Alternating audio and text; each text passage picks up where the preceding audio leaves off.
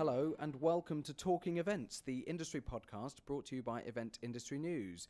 Today being recorded in the President's Suite, the President's Room at the Victory Services Club in the heart of London, just near Hyde Park. Today we're going to be talking about member organisations and their venues and their place within the events world. I'm delighted to say that we're joined in the Talking Events studio by David Parker, Deputy Director at the Royal College of Physicians for Meetings and Events. David, welcome to the podcast. Thank you very much. And also Mark Field, Operations Director for the Victory Services Club, within which we are sat today. Mark, thanks for joining the podcast. Thank you very much. Good morning. Good to have you both aboard, first-time guests to the show. Let's start by looking at your respective organisations. Mark, perhaps we can begin with you, seeing as we are in your establishment today. Tell us a little bit about the Victory Services Club. Sure, we're a membership organisation. We're a registered charity. We are here for our serving armed forces and the retired veterans. We're a tri-services all ranks club, which is the only club in London that is like that. We've got over 60,000 members. If you are a member of the serving community, membership is free. You just need to register. Once you retire from service, you become a paying member. Our membership fees a year are £22, and we operate very much. The building is very consistent to a hotel. We've got 202 bedrooms. We have 7 function rooms, restaurants and bars that our members can use. The event space is what we're here to really talk about. We sell to corporates as well. We do a lot of regimental dining. Our members use them for their Christmas events and things. But we offer that as a service. It's part of the club that is open to a paying client. And we'll come on to the actual rooms and the spaces and the event spaces as this episode progresses. David, tell us a little bit about the Royal College of Physicians and what it is, and perhaps touch on some of the rooms and the event side of things that you offer. Okay, the Royal College of Physicians is once again a membership body, a registered charity. We are 498 years young, being set up by Henry VIII. We are the body that looks after the medical doctors in the UK and throughout the world who become physicians, become specialised. We have approximately 32,000 members and growing, and our vision is to provide the best possible in healthcare for everyone. That's what we are as an organisation. We have a wonderful venue in Regent's Park. We have 18 main meeting rooms.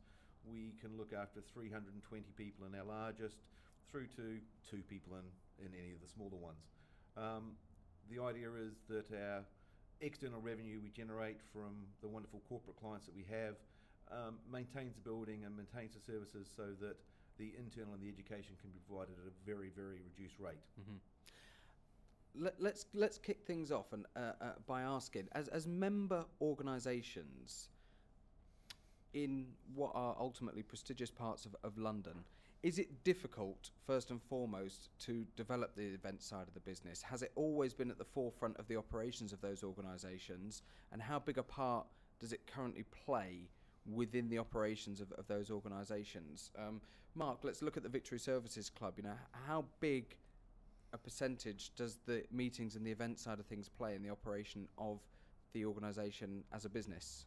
Well, as a business and as a charity, I mean, it's our second charitable objective is a place where people can come for their reunions. So our events business, really, the reunions from our members and our members side of that is quite is an easier market for us because they're our members. We can target them. They know us very well. They know how we operate. They know what we offer. We offer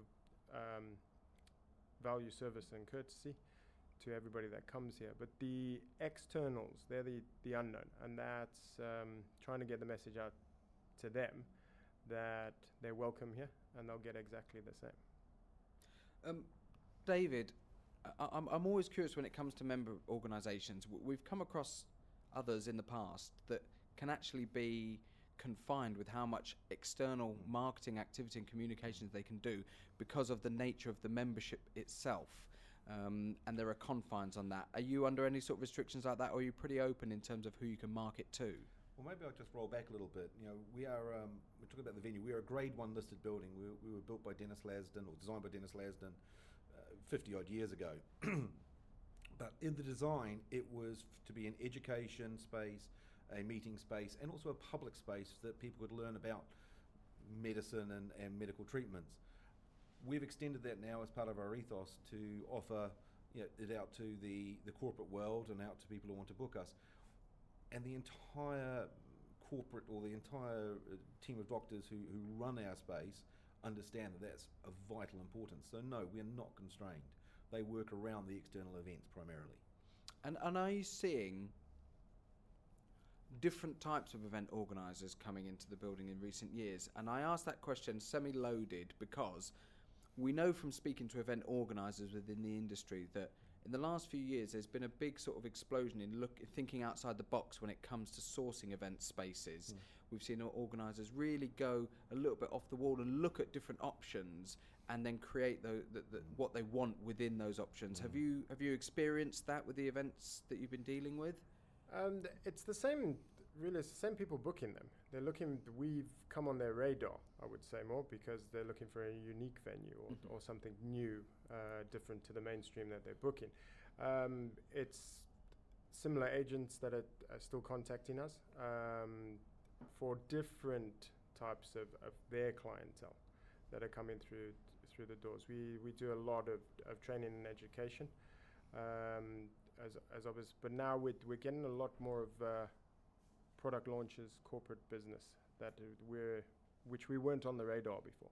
Sure. Because of that, I think as you say, that unique venue that people want to try something new, which makes it difficult as well because repeat business of new clients are looking, nothing you've done wrong, and they've had a fantastic time.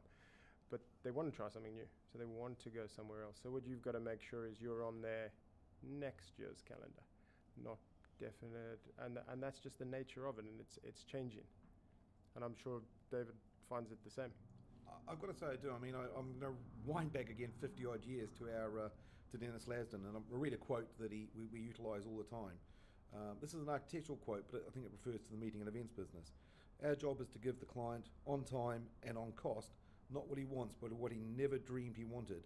And when he gets it, he recognises it as something he wanted all the time.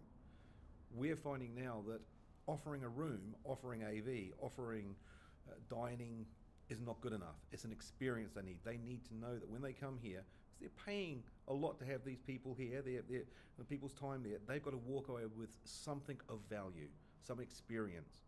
It's the space outside of the meeting room, which is just as important as the space inside. It's the fact they should be able to walk in and still be able to be in contact with their work seamlessly. That's what we need to provide, and that's what we do. And in order to deliver that, though, and this is just personal experience, you need people within your own organisation who understand the events industry. And a lot of venues in the past have made the mistake of having excellent marketing people and communications people to sell the space, but sometimes who lack a little bit of understanding of how events are actually delivered. How do you approach that side of things in offering that sort of creative element yourself to help inspire? It's your core staff. I think we're very lucky we control every element of that process. All of our staff are our own. So we can get them to buy into that, our message, our values, and what we want to deliver. From the person you meet on the door, all the way to if you bump into an assistant from the housekeeping team, they're all on the same page. It's giving that experience at every engagement you make. Every member of staff touches your experience when you walk through the door. And they will build your journey of your experience with us, whether it's successful or unsuccessful. And if you miss any element of that engagement with your staff, with your client or their clients, you'll lose. No matter how small you think it is, if you miss it, they won't. Yeah. and you've got to get that right, so that your team need to buy in, and you've got to spend time on that. It's from a training point from a of training view, point of view, and you've got to pick the right people who are passionate about the industry and want to buy into that. Yeah, it's not just this is a job. As an organisation, we've got bigger goals, and we need them to buy into that at all levels. A question that just popped into my head, and again, this is just from personal experience walking around venues. You will no doubt entertain potential clients where they will come to your facilities and you will show them around the event spaces to show them perspective, what they could do. Now, granted, in one sense, you want to show people a bit of a blank canvas so that they can get the creative juices flowing, but in another sense, you want to show them what potential the spaces have. I've been around a lot of event venues where there's no event running, so they've just shown us the blank space, and it's basically like a storeroom. There's chairs. What sort of attention is paid to maintaining these actual meetings and event spaces to make sure that if you do show somebody around, or they're always kept in a condition where people can be inspired by them instantly? I'm an operator, so I come from an operator's point of view. It's quite simple. When a room is not being used for an event, it's either being changed for the next event or it's in show round condition. Whatever that show round condition, we choose it to be. So whether it's a cabaret style, theatre style, or boardroom style, whatever it may be. And also, we have images of all of our rooms, of all of our spaces set up in every which way you can possibly think. And we will show those to the clients. And even on our virtual walk around, you can select to see how you would like to see a room and do it that way.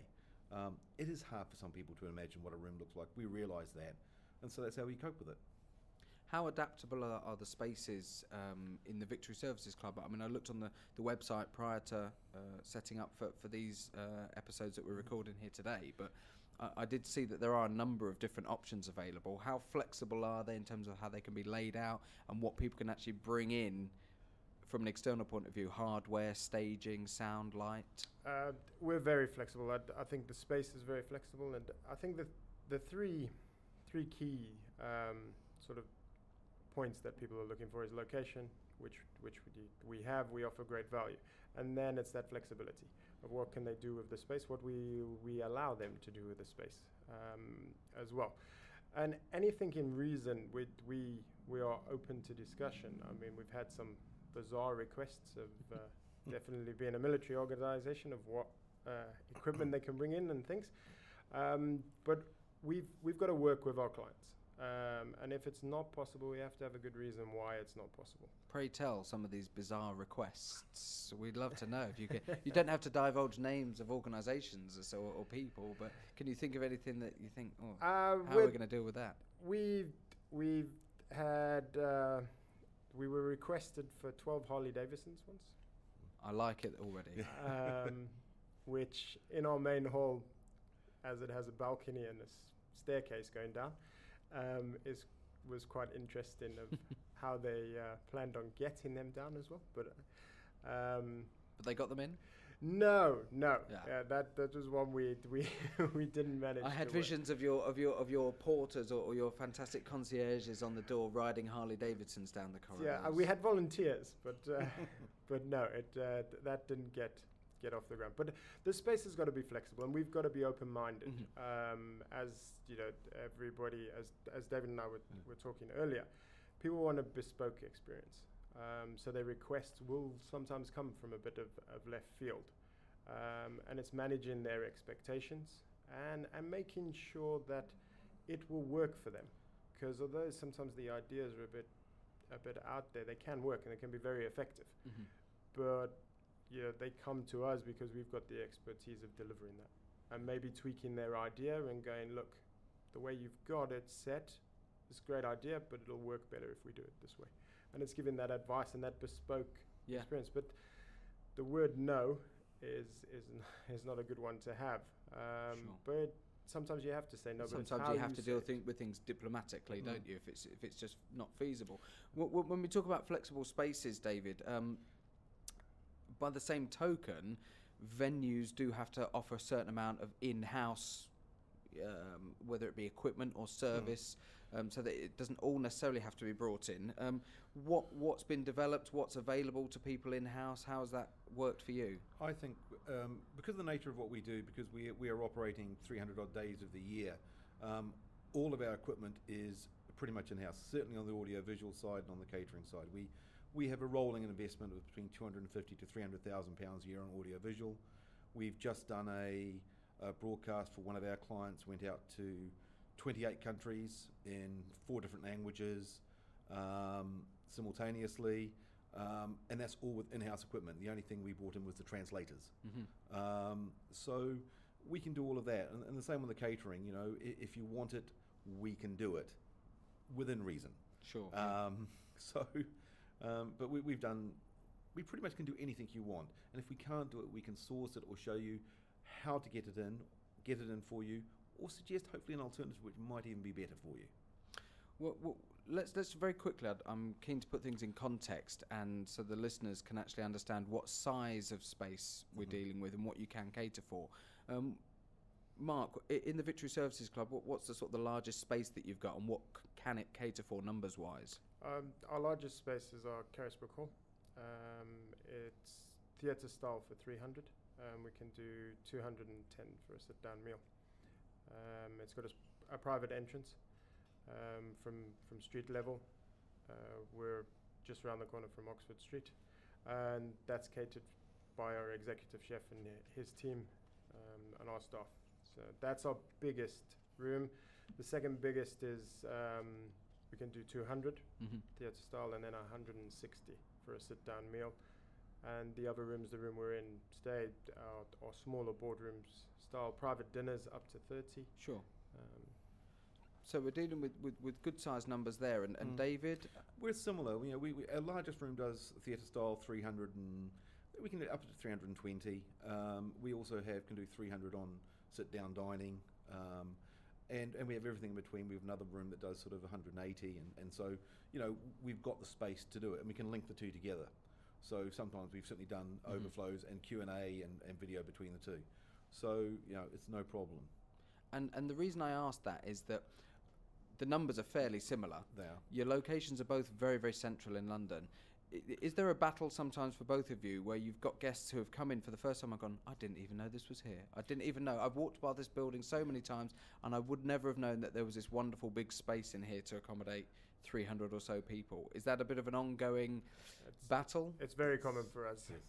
I mean, it's we walk down some lovely Nash terraces by Regent's Park, and then you come across this TARDIS-like building, and you look on the outside and you think, my goodness, what's in there? And it isn't until you walk inside when you realise the amount of space that is available. And I think, as I said before, the meeting rooms are brilliant, but it's the spaces outside the meeting rooms where the guests are mingling, talking about what they're here for, and the accidental collisions of ideas which are occurring there, which are probably some of the most important spaces. Sorry, go on, Mark, you were going to add. It's as you say, people walk through the door and then go, wow, I didn't know this was here.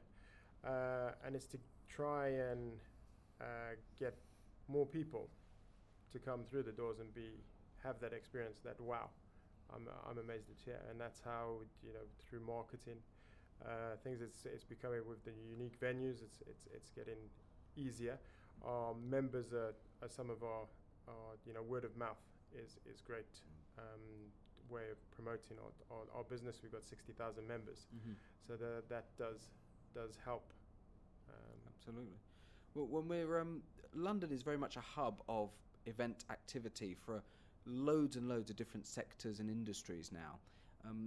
How important is it as organisations that your own communications teams stay aware of what's happening in the city from an event point of view, to make sure that you're not missing opportunities? Because it can be a bit of a minefield, but are there relationships with any of the event organisations or any third-party agencies and people that you use to help stay abreast of what's happening?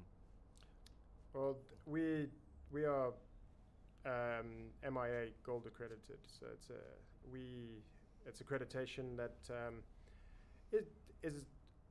I think the biggest benefit is for us. It benchmarks where we are, keeps us relevant of what we're doing.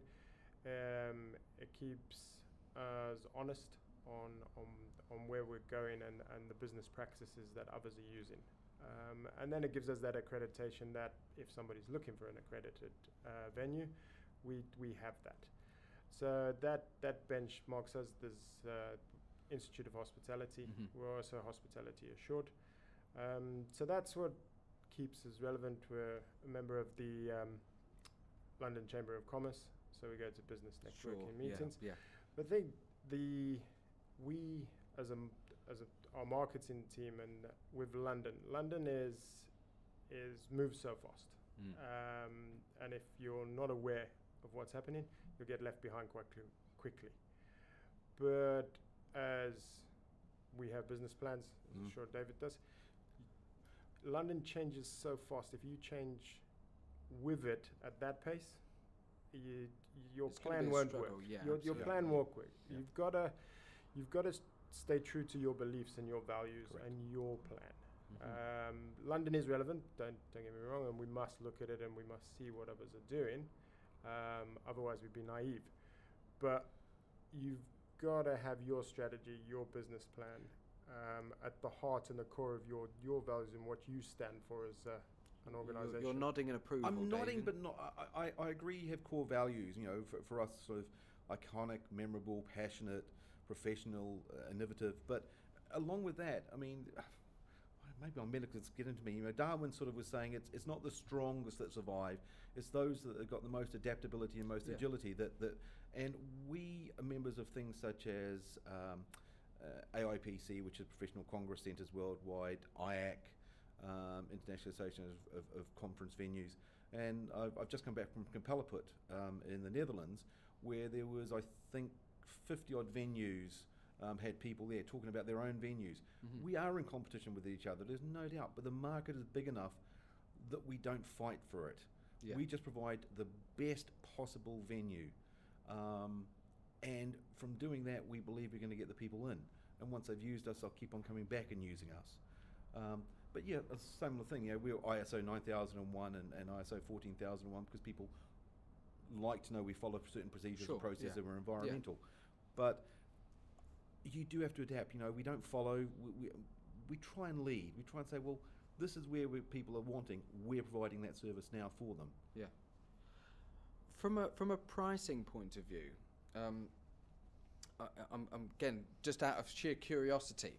People associate certainly this part of London. You know, we're not far from Park Lane and the big hotels that host big glamorous dinners. That there is a cost, a high cost associated with doing that. Now, both of you represent charitable organisations, so not-for-profit organisations where any money generated presumably comes back into the organisations for further investment. Am I right or wrong in assuming that from a price point of view you can actually be a little bit more competitive, but you have to be careful not to be so competitive that people think that you're of a lower standard? Does that make sense to me? We like to think that we offer a 5-star service and value for money at the same time. We're not willing to lower our service standards. And some people who have lowered the service standard and lowered their costs have achieved okay, and others have suffered. We're not. We have a certain level of service we will always provide no matter what you pay. But it is very competitive in the market, I like to think. The value you would get here for this location in this area is second to none. It would be better, I would hope, than anywhere in the stand we're going to give and deliver. And as David, we don't compromise on that. And there is a price you can't go below, otherwise it will affect your event. And if as an event organizer you're willing to jeopardize that, then us as an organization, as David, we are probably not the venue for you. But the value here you will not find elsewhere. And it as you mentioned, we are a charity, and that the surplus we do make from the end pays in to help us with the charity work we do. We do welfare and respite breaks for injured guys and girls that come back, and that's a free weekend stay, normally a family.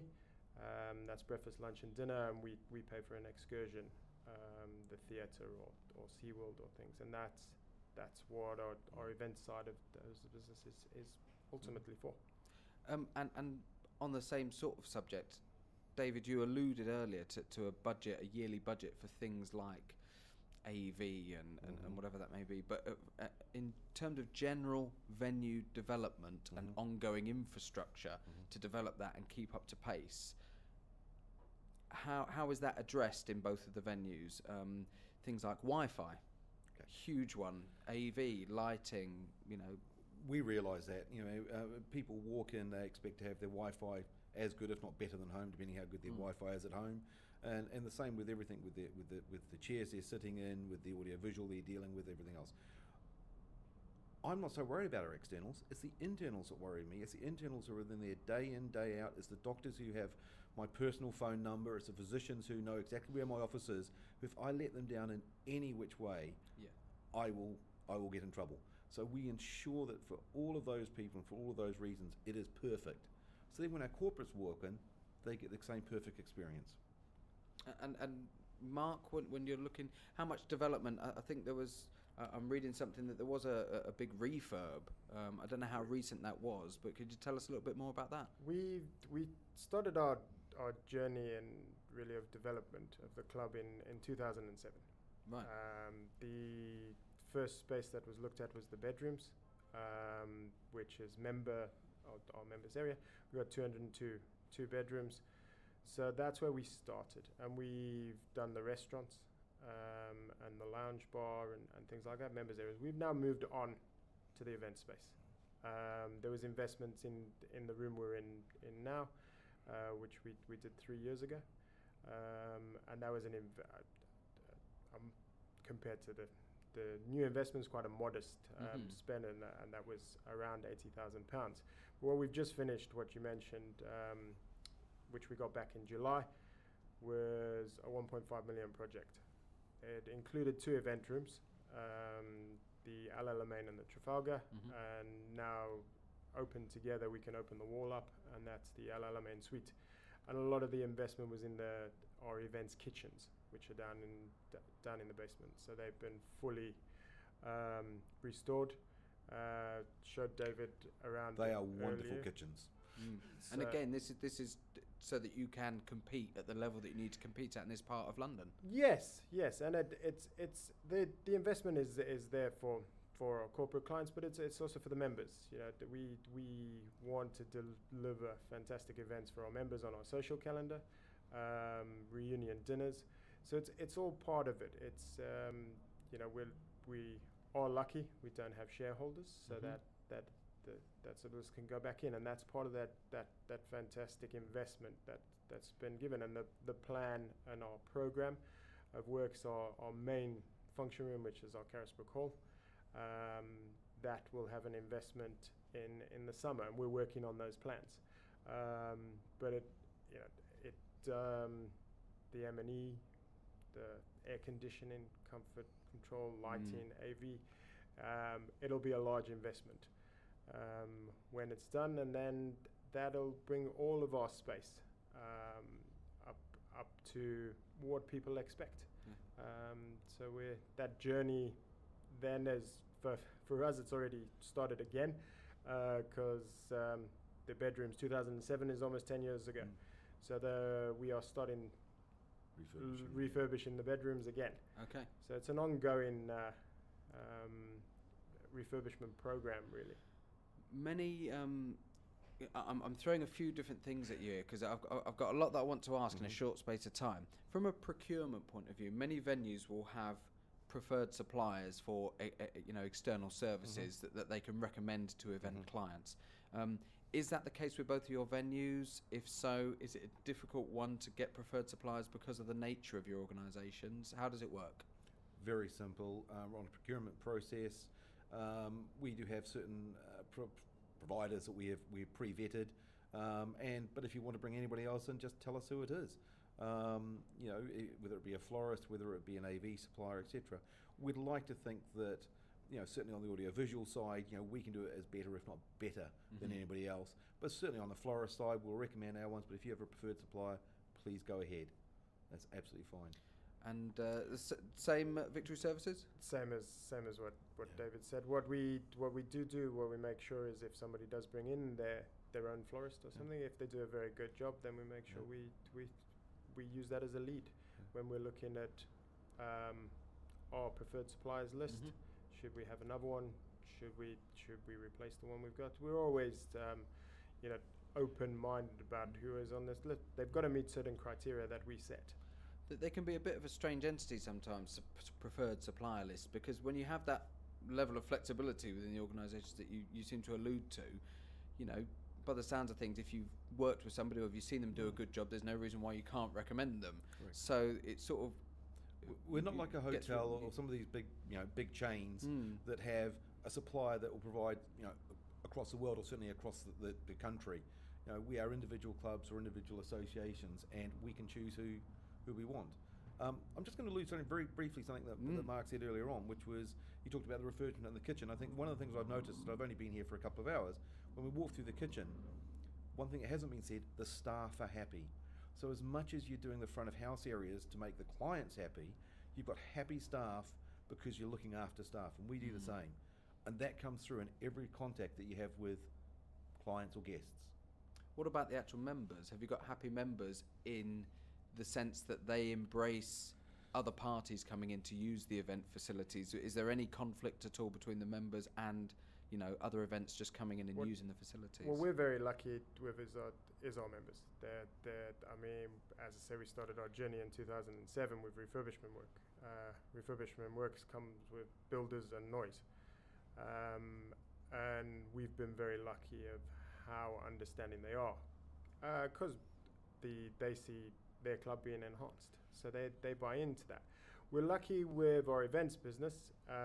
It's quite separate, so we don't have we have private entrances to a lot of our event space, so that the mix between the two, because of the logistics of the building, helps us with if there were to be conflict. And there's areas of the club that aren't used for events. The lounge bar, it is whenever you do have a client, we may have coffee in there, and they would love to use that as a reception area, but we don't offer that. So we avoid those conflicts. We know where they could be, and we limit them. We're a little bit different. We have an internal space. We have an internal Jerwood Centre, which is for internal and educational meetings, so that's fine. Some internal meetings are kept in our main space, but we are a small museum, so we invite museum guests in all the time to look around our venue.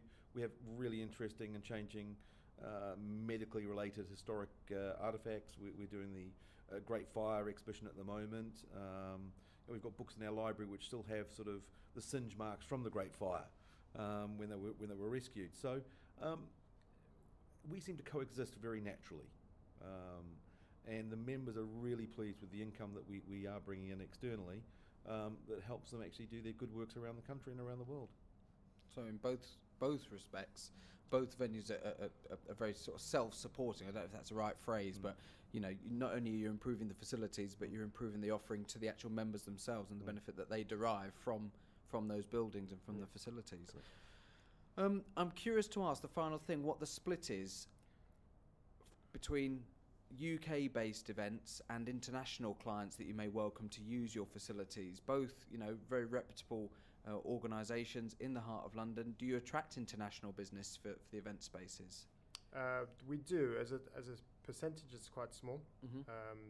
For us, we do have international clients. A lot of them are, for us, are through members that have moved perhaps abroad, or are overseas members that bring their companies into London.